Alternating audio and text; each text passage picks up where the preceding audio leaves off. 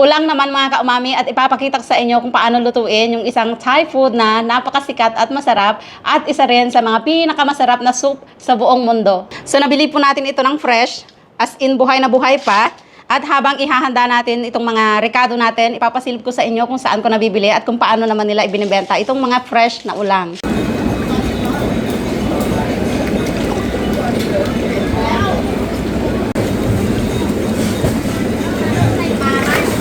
Ito po yung ating mga rekado. Mayroon tayong mushroom, lemongrass, kaffir lime leaves, galanggal kung wala, pwedeng luya, kamatis, sibuyas, spring onion, at coriander. So, ito na po yung ginawa ko sa ating ulang. Tinanggal ko na yung kanyang mga galamay, yung kanyang balat, pati yung tiyan, biniak ko na. At tinanggal ko na rin yung bahay pupo.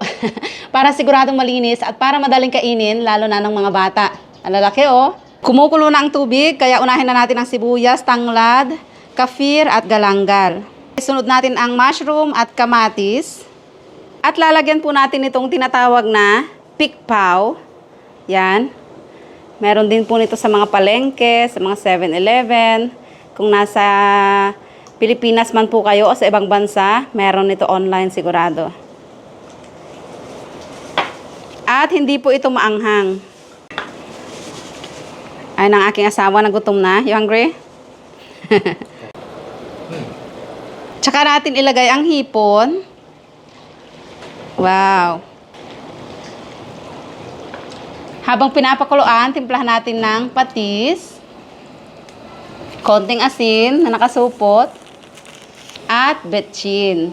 Ngayon, ilalagay na natin ang mga dahon-dahon. Thai lime, ito na yung Thai lime na piniga natin. Tikman na natin kung okay na yung lasa. Okay na yung lasa at luto na. Lagyan na natin ang evap.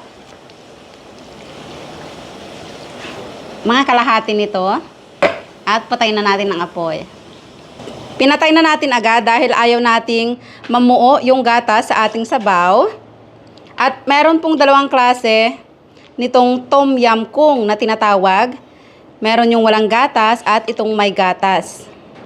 Magsa-separate lang po ako ng maanghang para sa mga gusto ng maanghang. Ito po yung soup ng aking asawa. Napakaraming sili. Ayan, tinitikman na po ni Papa. Anya, same ba sa mga natikman natin sa mga restaurant? Mas masarap to. Wow, plastic.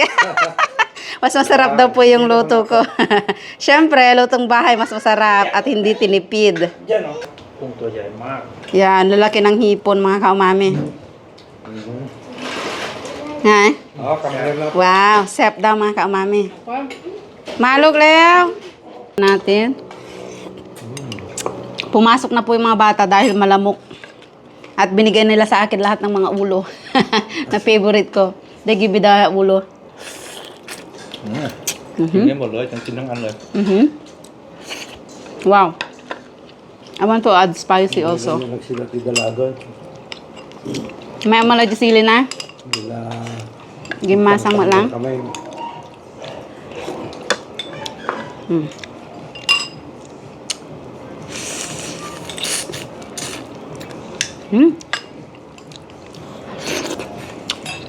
Kurang gasang na? So, ayan mga kaumami, sana masubukan nyo rin ang ganitong recipe para matikman nyo rin ang Tom Yum Kung ng Thailand.